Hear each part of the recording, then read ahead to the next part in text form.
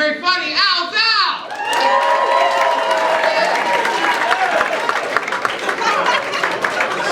What's going on, people? How you doing? I just spat right in your face, and I'm really sorry.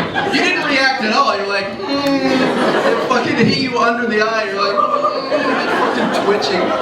You guys were so polite. Like, you didn't even respond. When that guy stood up to be like, yes, in my home country, you're like, he's about to do a lesson, and everyone just turned and were like, yes? What do you have to say, random human in the middle of a fucking comedy show? Yes, I have something to say, please. In my home country. This should be good. What's wrong with you people? You guys have matching glasses? That's a polite thing. That's so cute. Like, one of you got glasses and then came to the other one and was like, what do you think? And the other person didn't like them. They're like, I'm gonna get a pair just like it. We're together on everything. You guys smashed glasses and were like, we're fine, don't worry about that, nothing's happening. You keep it up with your jokes, monkey.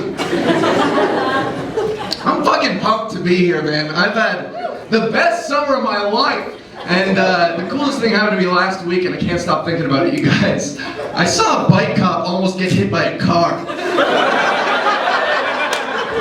It's fucking crazy. It all happened in the blink of an eye. He went flying through a crowded intersection, almost got T-boned. The car stopped like 2 inches away from the guy, almost got T-boned. Lowercase t because he's on a bike. It's kind of sad. But it all happened so quickly that I couldn't react to it. But when I thought about it later, I was like, you know what? I respect this cop's zeal, his zest for justice, man. This guy takes his job really seriously. But I guarantee he gets in trouble with the chief all the time. Like, I guarantee this guy's like the hot-headed rogue cop who doesn't do things by the book. I guarantee even that day the chief called him into the office, was like, Malloy, get the fuck in here! And Malloy like saunters in, the chief is in his office leaning against his absolute comedy sign in his office. God damn it. Malloy, what am I gonna do with you? You're too hot-headed. You broke a kid's fingers and your spokes, Malloy! The DAs are up my ass about the shit you've been pulling. I gotta cool you off. I got no choice. Give me a badge and your short shorts. Malloy's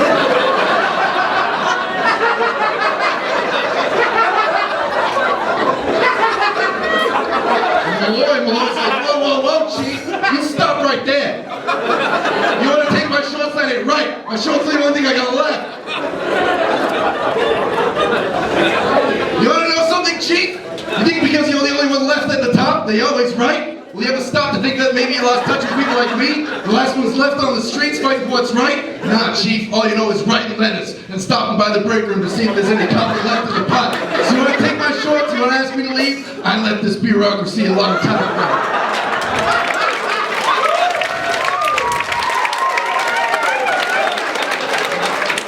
And he gets on his bike and fucking rides off into the sunset.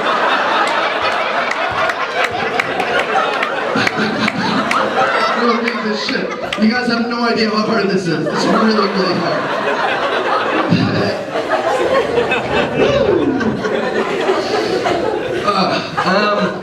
That's like the whole cops abusing people thing is really getting to a lot of people. How often do you guys log on to Facebook or something like that, and you see just it's a long list of videos of people doing evil shit or just stupid shit? You're like, As a species, where are we going? How many of you feel despair whenever you see that shit? See, polite people. Like, shut up, you can applaud. Like, I get the feeling like that sometimes, but I've seen the other side of things. I think there is hope for us as a species, and I've seen it when I used to work at Jack Astor's. Bear with me. So, at Jack Astor's, we have the table paper out, where like, people can crayon, they can draw whatever they want, and at the end of the meal, we tear down the paper, put out a fresh sheet, so the next table can draw whatever they want. So, if there's one thing that I've learned working at Jack Astor's, that brings us all together. It doesn't matter what race, religion, culture, it doesn't matter what you believe in, it doesn't matter where you belong, everybody, and I mean everybody, loves drawing pictures of dicks. You love it.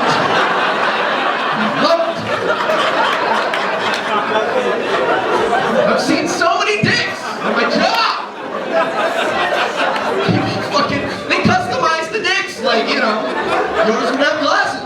have a second penis right next to it. Yours would have the fucking dumbest hat I've ever seen in the summertime. Gonna get fucking stabbed by an old tenant with a pet table. So look, the best dick I've ever seen, which is a weird sentence out of context. It had wings and it was flying up towards the sun and the wings were melting as it was approaching the sun. You guys, it was Greek legend Dicarus. It was fucking Dicarus. So, I was so inspired that I decided to write a song about the legend of Dicarus. It goes a lot like this.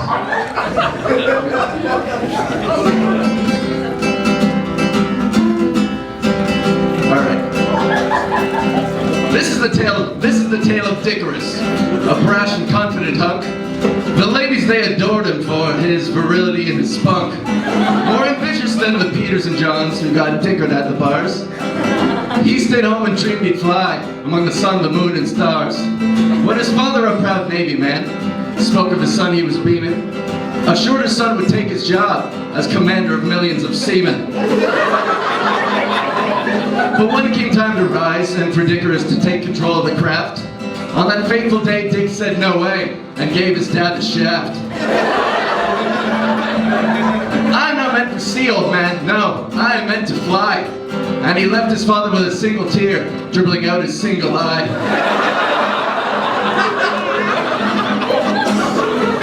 But how Dick would think till his head got red, defeated and feeling glum, till he shot erect. Urethra, I've got it! The idea had finally come.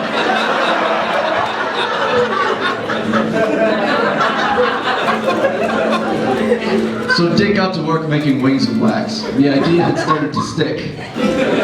The elders claimed that he'd been beaten too much, which explained why he was so thick.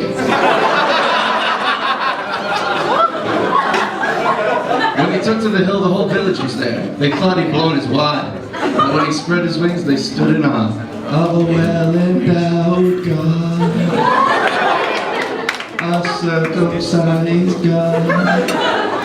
His balls were also there. Dicarus took off and soared. Above the clouds he climbed. The people below shrunk in reverence. His father swelled with pride. But the sun would melt his wings as though they were doused with uric acid. The image of a rocket destined for the heavens now plummeted dead and flaccid. This is a tale unlike any other, yet follows every tale's oath. There's always a loser, there's always a winner, and in this case our hero is both. But the moral of the story is, when faced with uncertain rejection, don't let your head get too big. There's a reason they call it cocky, and always use protection.